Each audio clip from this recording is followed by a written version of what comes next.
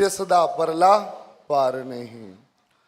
सत्संग लिखा कि कण कण में ये परमात्मा मौजूद है, कि जिधर देखता हूं उधर तू है, हर शय में तेरा जलवा हूबहू है। कि फरमाया कि सृष्टि में ऐसी कोई जगह नहीं जहां ये परमात्मा मौजूद नहीं है। सत्संगत कोई ऐसा काल नहीं कि जहां इस परमात्मा की गैर मौजूदगी का जिक्र हुआ हो। सत्संगत ये हर काल में मौजूद है। अब सत्संगत ऐसा परमात्मा जो कि हर काल हर समय हर क्षण मौजूद है, तो उस परमात्मा को पाया कैसे जा सकता है। लिखा कि जिस रब नू भई ढूंढे दुनिया दस्सा किथे रहंदा है। कि सत्संगत आज सारा संसार एक भक्ति तो कर रहा है, और उस संसार के चाल में हम भी चल चले थे कि इस परमात्मा की तलाश में निकल पड़े।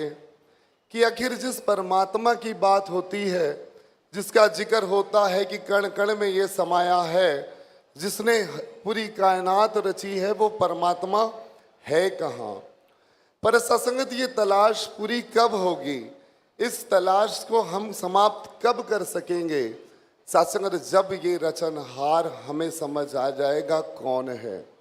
सत्संगत भाव कि अगर एक बच्चा है, हम चाहते हैं कि उसकी गणित बहुत अच्छी हो जाए, उसकी अंग्रेजी बहुत अच्छी हो जाए, तो हम क्या गणित की तलाश करेंगे, क्या अंग्रेजी की तलाश करेंगे। सत्संगत हम एक गुरु की तलाश करेंगे, एक ऐसा गुरु जो हमें ये परमात्मा से मिलाए, जो उस बच्चे को वो गणित सिखाए, वो अंग्रेजी सिखाए। ऐसे गुरु उसकी तलाश करेंगे। पर सत्संगत जब बात आती है भक्ति की, तब सत्संगत हम अपनी सारी जितनी अकल सियानप है उनको लगाने लग पड़ते हैं। पर यहाँ तक लिखा कि छड सियानप अपनी बंदा, जागुर शरणी जांदा है, कहे अवतार करे गुर कृपा, ताए समझी आंदा है। कि महात्माओं ने तो यहाँ तक लिख दिया कि अपनी करनी से तो नरक ना पाऊं ठोर, फिर इस मानव तन में आने के बाद हम इस परमात्मा को कैसे पा सकते हैं। सत्संगत एक सोचने वाला भाव कि जब पैदा हुए तब माता पिता ने हर चीज़ हमें सिखाई, जब थोड़े बड़े हुए तो वो स्कूलों की एयर हमें भेज दिया गया, और स्कूल में फिर टीचर ने हमें वो सारी पढ़ाई लिखाई सिखाई, और जब कॉलेज में गए तब हमें एक प्रोफेसर की ज़रूरत पड़ी जो हमारे सारे डाउट उन्हें क्लियर किए। और सत्संगत जब जॉब भी लगी तो पहले एक ऐसे सीनियर की ज़रूरत पड़ी जिसके अंडर रहकर हमें अपनी जॉब को आगे बढ़ाना पड़ा। तो जो ये भक्ति है, इसके बारे में लिखा कि भक्ति लोग की अजय ना समझे, रब नू पाना भगती है, छड़ के सारे वहम भुलेखे गुरु रिझाना भगती है। कि सत्संगत भक्ति की शुरुआत ही तब होती है जब ये परमात्मा हमारे जीवन में आ जाता है। कि कहा लिखा कि प्रथम भक्ति संतन कर संगा। सत्संगत एक बच्चा है, उसको माता पिता अक्सर वो समझाते हैं कि बच्चे उसका संग मत करना जो झूठ बोलता है, बच्चे उसका संग मत करना जो चोरी करता है, बच्चे उसका संग मत करना जो तुझे गलत कार्य सिखाता है।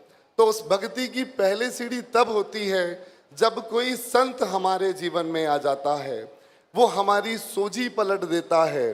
महात्माओं ने लिखा कि सोच बदलो सितारे बदल जाएंगे, नजर बदलो नजारे बदल जाएंगे।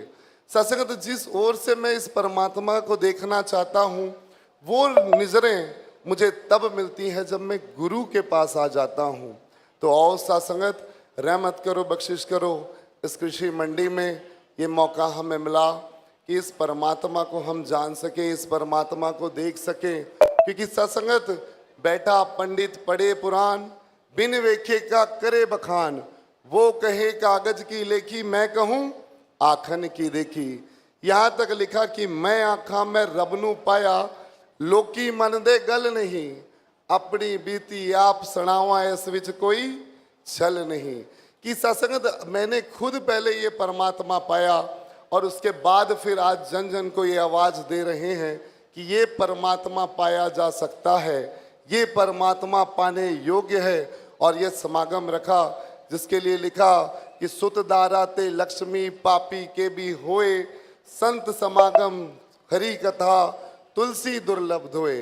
सत्संग बड़े भागों वालों को ये समागम, ये संगत मिलती है, और हम सब यहाँ जो बैठे वो भागों वाले, और हमारे इससे ये समागम आया, ये खुशियाँ आई, ये रौनकें आई, और ये जो जिम्मेदारी भी आई कि ये जो सच की जोत मिली है ये जन जन तक पहुँचा पाऊँ कि संत जनानु हरदम दुनिया वाले पौरा चल्ला कहते रहे। कि संत वाले तो, संतों को तो पूरी दुनिया हमेशा वो भौरा चल्ला पुकारती रही, पर संत का इतना ही काम कि वो हर एक जन तक इस सच को पहुंचाने का काम, हर एक जन तक इस सच को प्रयास पहुंचाने का। तो आओ सत्संगत, ये खुशियाँ भरा समा हमारे इससे आया और हम इसको अपनी झोलियों में डाल पाएं, और इधर से जो रहमतें आशीर्वाद आ रही हैं उन्हें अपनी झोलियों में भर पाएं। साथ संगत जी प्रेम से कहना धन अंकार जी।